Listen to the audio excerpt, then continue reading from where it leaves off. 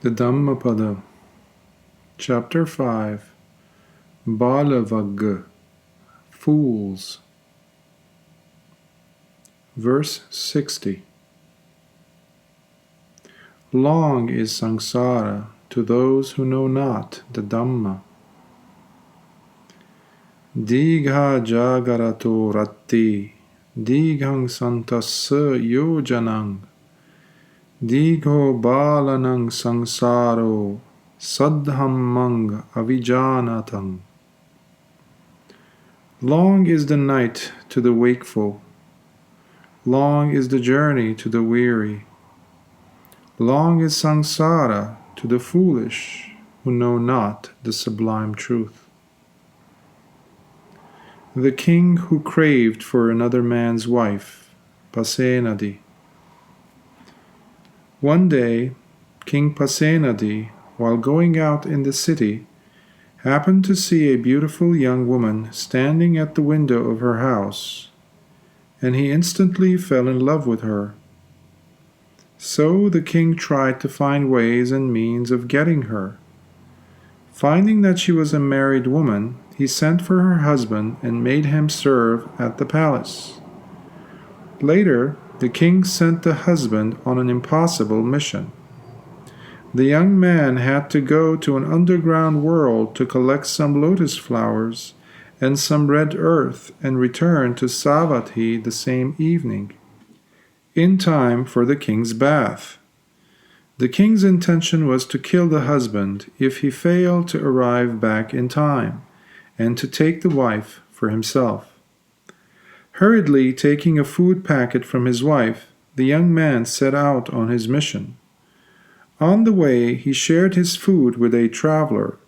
He then threw some rice into the water and said loudly, "O guardian spirits and Nagas inhabiting this river, King Pasenadi has commanded me to get some lotus flowers and red earth for him. I have today shared my food with a traveler. I have also fed the fish in this river. I now share with you the merits of the good deeds I have done today. Please get the lotus and red earth for me." A supernatural being, hearing him, took the appearance of an old man and brought the lotus flowers and the red earth. That evening, King Pasenadi, fearing that the young husband might arrive back in time, had the city gates closed early. The young man, finding the city gates closed, placed the red earth on the city wall and stuck the flowers on the earth. Then he declared loudly, "O citizens, be my witnesses. I have today accomplished my mission in time as instructed. The king, without any justification, plans to kill me." After that, the young man left for Jetavana monastery to take shelter and find solace in the peaceful atmosphere there. Meanwhile, the king, obsessed with his desire, could not sleep, and kept thinking about how he would get rid of the husband in the morning and take his wife. About midnight he heard some eerie sounds. The king was frightened and did not know what to do.